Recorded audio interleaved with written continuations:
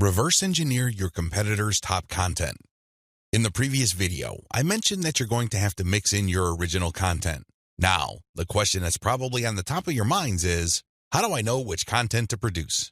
Well, there are two ways to do this, like I mentioned earlier in this training. You can try to figure out things on your own and engage in all sorts of experiments, or you can just simply allow your competitors to do your homework for you. I hope you can see which path is the easiest. It should be obvious.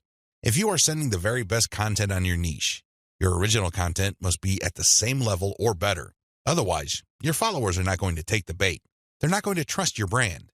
They appreciate the fact that you're collecting all this information, and they're probably going to stick around and follow your social media accounts. However, you can't count on them to do much of anything else. There's really no incentive for them to join your mailing list. Why should they? Your content is not that great. They only need to compare the kind of original content you produce with the other top-notch third-party stuff you're sharing to see your weakness. Do you see the problem here? You have to produce top content if you want your brand to be credible. Thankfully, this is easier than you think. Simply reverse engineer your competitors. Look at their most successful stuff. How do you know?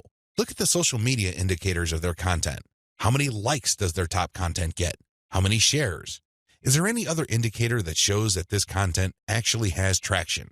Maybe you should pay attention to the number of comments for that content. Maybe you would want to run a backlink checker on a piece of content and see how many other blogs or websites link to that piece of content.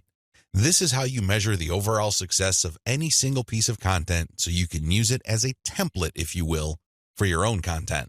I'm not saying that you should rip it off. Instead, I'm encouraging you to use it as a starting point and come up with something so much better. Focus on what works. When you look at your competitors' most social pieces of content, you are basing your own original content on themes and topics that actually work. They have traction with your target audience members. You're not wasting money or time taking wild guesses. This is one of the most common mistakes social media marketers make. They think that they have the best ideas regarding hot content in their niche, so they come up with all sorts of content that they think is just plain awesome, only to fall flat on their faces. I'm telling you, for every 100 pieces of those types of original content, maybe 10 would gain any sort of respectable traction in your niche. It's too expensive, and it burns too much time. Thankfully, there is a better way. You just need to reverse engineer your competitors' most successful content.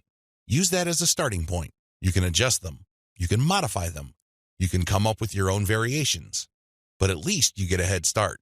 At least you're in the ballpark when you start off. You're not just taking random shots in the dark. Learn from your own success. After you have started curating and mixing in your original content, pay attention to your statistics.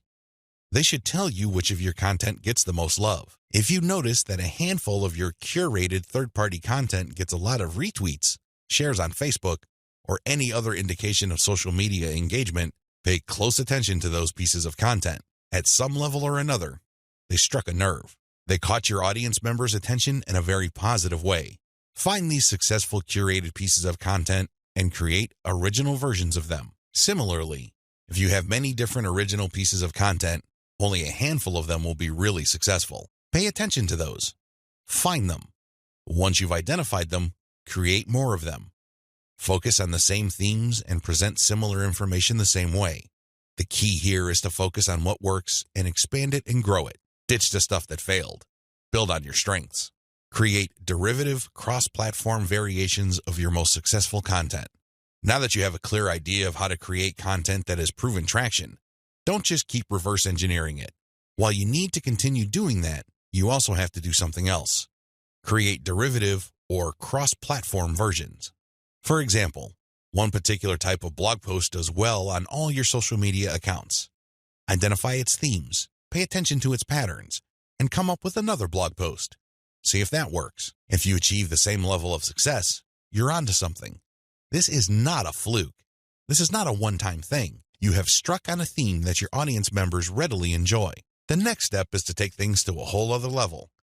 Instead of just cranking out yet another blog post, create videos about that theme, make specialized diagrams, produce infographics. Take these materials and share them on social media platforms that specialize in those formats. For example, for blog post URLs, share them on Twitter and Facebook. For videos, share them on YouTube. For diagrams and infographics, share them on Pinterest.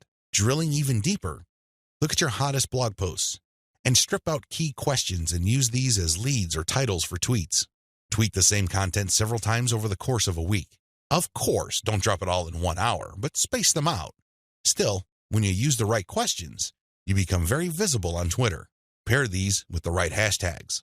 The bottom line, the great thing about content curation is you save a lot of money, but you are also positioning yourself to build on your strengths. You focus on things that you're doing right and figuring them out so that you can predictably produce successful content. Now, this is not going to happen overnight. You have to keep experimenting until you find the right themes that consistently work with your audience.